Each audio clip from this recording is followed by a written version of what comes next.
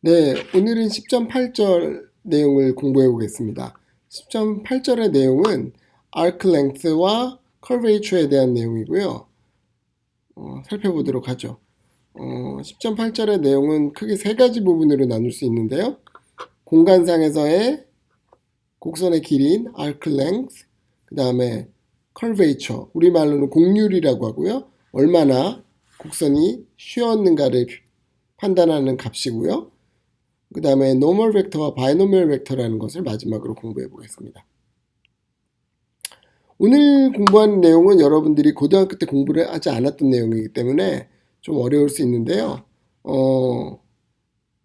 우리 일상생활에서 하나의 예를 생각하면 쉽게 공부하는데 도움을 얻을 수 있는데요. 그건 이제 롤러코스터를 생각하면 됩니다. 이런 왼쪽에 있는 그림과 같은 것이 롤러코스터인데 오늘 생각하는 것이 바로 이런 공간에서 상에서의 곡선이고 이 공간상에서의 한 점이 움직일 때 어느 속도로 어느 방향으로 움직이는지 어느 쪽으로 변화되는지 이런 것들에 대한 것과 같은 상황이기 때문에 여러분들이 롤러코스터에 탔다고 생각하고 오늘 결과들을 보면 도움이 많이 될 것 같습니다. 먼저 곡선의 길이에 대해서 공부를 해보겠습니다. 우리는 9장에서 평면에서의 곡선의 길이에 대해서 이미 공부를 했는데요. 그때 공부했던 걸 복습을 해보면요. 평면 곡선의 길이는 곡선이 x는 f of t, y는 g of t고요. t가 a부터 b 사이에 있는 값이라고 할 때 이런 식이 된다는 것을 공부를 했었습니다. 더 기본적으로는 루트 이 전체 값은 ds, s가 전체의 길이고 ds는 짧은 거리라 그랬죠. ds라는 것을 적분하면 되는데 ds를 얻는 방법은 루트 dx의 제곱 플러스 dy 제곱으로 얻을 수 있다 그랬죠. 근데 우리의 식이 t로 매개화되어 있으니까 dt를 곱하고 dt로 나누면 루트 안에 들어가면 dt의 제곱이 되어서 이런 식을 얻을 수 있어서 이것을 계산함으로써 우리가 평면 곡선의 길이에 대해서 값을 계산할 수 있었습니다. 3차원 공간 곡선인 경우에는 같은 방식으로 이해를 하면 되는데요. 이렇게 공간 곡선이 있을 때 짧은 거리를 ds라고 했을 때 ds를 얻는 방법은 dx의 제곱하고 dy의 제곱을 하면 요 xy 평면상의 ds 파트의 제곱이 되겠죠. 그리고 그거에다가 dz의 제곱까지 해주면 바로 이 ds의 제곱이 돼서 x가 ft, y가 gt, z가 ht라고 할 때 곡선의 길이 l은 ds라는 것을 적분하는 것이고요. ds라는 것은 아까 유도한 식에 의하면 루트 dx의 제곱 플러스 dy의 제곱 플러스 dz의 제곱이 되는데 지금 현재 방정식이 t로 다 매개화가 되어 있기 때문에 dt로 앞에 써주고 dt분의 1로 나누면 이런 식으로 마찬가지로 식을 만들 수 있어서 이 식을 가지고 곡선의 길이를 계산할 수 있습니다. 그런데 이 식은 굉장히 복잡한데 사실은 간단하게 쓸 수 있거든요. 벡터를 이용하면 간단하게 쓸 수 있는데 아까 그 식은 r't의 즉 속도 벡터의 크기라고 볼 수 있습니다. 그래서 이렇게 기억을 하면 더 쉽고요. 그러니까 쉽게 생각하면 이런 거죠. 우리가 롤러코스터를 타는데 롤러코스터 처음부터 끝까지의 길이는 어떻게 되냐면 각각의 나의 속도들을 다 더하면 그러면은 롤러코스터의 길이를 얻는다라는 것으로 이해하면 됩니다. 증명은 공간인 경우 생각해보면 RT가 이렇게 써져 있을 때요. R'T의 절대값은 각각의 성분들을 미분한 것의 절대값이고 그래서 루트 F'T, G'T, H'T의 각각의 제곱이 돼서 우리가 원래 얻었던 식을 유도해낼 수가 있습니다. 그럼 이제 이그젠플을 하나 보겠습니다. 이퀘이션 RT가 코사인 TI, 사인 THA 플러스 TK일 때 이것의 아크의 길이를 구하는 것인데요. 시작점과 끝점은 100, 102파이로 결정이 되고요. 그랬을 때 이 길이는 R'T를 먼저 계산해 보면 각각의 성분을 미분하니까 이런 값을 얻을 수 있고요. 그러므로 이것의 절대값의 크기는 계산해 보면 sin t의 제곱 플러스 코사인 t의 제곱이 1이기 때문에 루트 2가 된다는 것을 얻을 수 있습니다. 그래서 루트 2를 적분하면 되는 것이므로 이 루트 2 파이가 되게 됩니다. 이 식을 울프람 알파로 이용하면은 또 얻을 수 있는데요.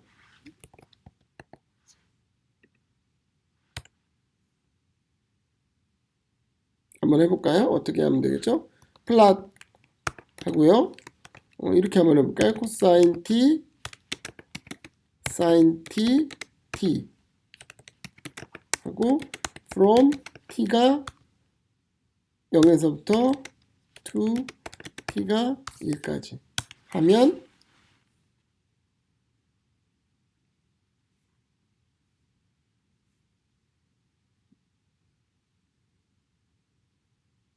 t가 0에서부터 1까지가 아니라 2파이까지죠. 이 파이는 뭐 슬래시하고 파이라고 쓰고요. 그러면 네, 여기서처럼 2 루트 2파이라는 것을 얻어낼 수 있습니다. 네, 그래서 울프람 알파까지 확인을 해봤고요. 그 다음에 중요한 내용은 뭐냐면요. 하나의 곡선이 공간 곡선이 있을 때 그것을 패러메트라이제이션 하는 것은 유일하지 않다라는 것입니다.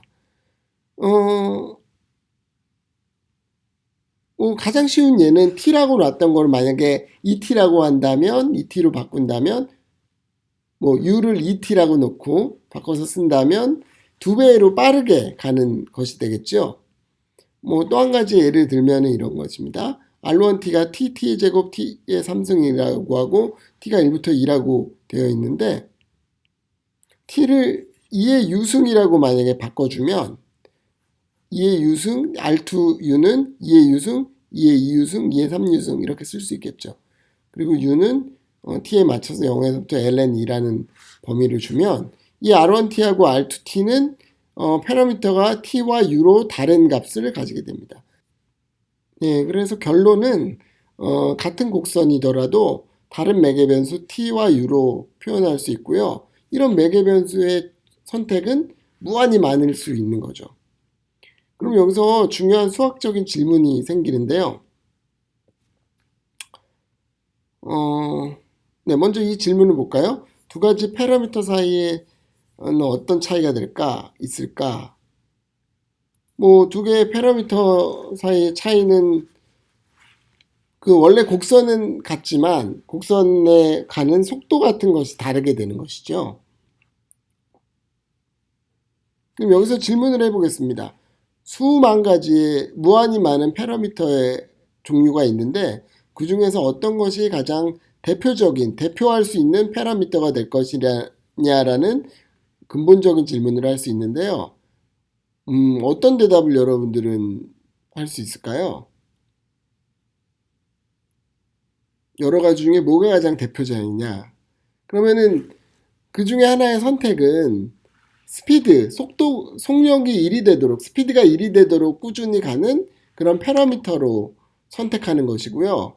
그 패러미터를 선택하기 위해서는 곡선의 어느 점부터 어느 t까지, a부터 t까지의 곡선의 길이를 세서 그 길이를 가지고 변수를 정의하면 됩니다. 패러미터를 정의하면 됩니다. 그럼 한번 해보죠. C가 어떤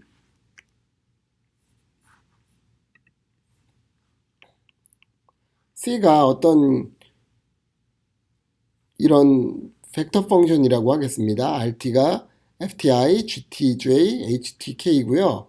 T는 A부터 B까지고요. 그랬을 때 물론 R'이 컨티뉴어스 하니까 그게 연속적으로 이렇게 곡선이 생긴다고 해보겠습니다. 그러면 여기서 arc length function, 그러니까 곡선의 길이에 대한 함수 S를 정의할 수 있는데요. 그 ST는 R'T의 절대값의 크기고요. 그 다음에 U라는 것이 A부터 T까지 적분하는 이것이 되겠죠. 아까 곡선의 길이의 공식에 의해서. 그럼 이런 식으로 계산을 할 수 있는데요. 그러면은 뭐 이런 것이죠. RA가 여기 시작점이라면은 T초에 여기 이 점이 됐다면 st라는 것은 이 처음 시작부터 t초 사이까지의 곡선의 길이를 st라고 하는 것입니다. 그렇게 되면 st라는 함수를 얻을 수 있게 되죠. t에 대한 t까지의 곡선의 길이를 주는 함수가 되는데요. 물론 아까 말씀드린 것처럼 이런 식으로 계산을 할 수 있는데, 그것을 양쪽을 미분을 해보면 dt분의 ds는 여기서는 안쪽 부분만 생겨서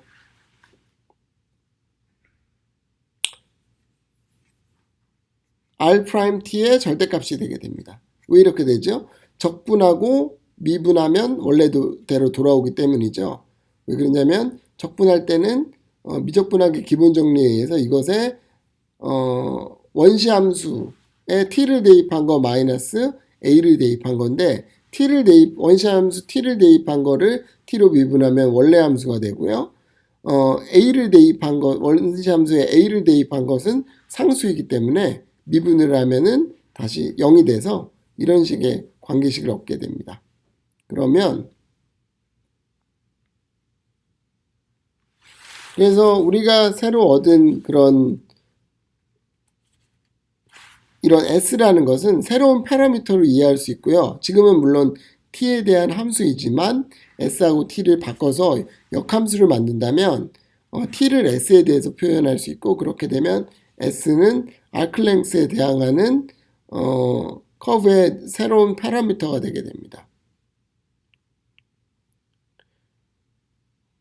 다시 한번 살펴보면 rt를 파라미터 t에 대한 커브라고 하면요, s는 t에 대한 arclength 펑션, t까지의 a로부터 t까지의 arclength에 대한 함수라고 하면요, 그러면은 s는 t의 함수일 텐데요.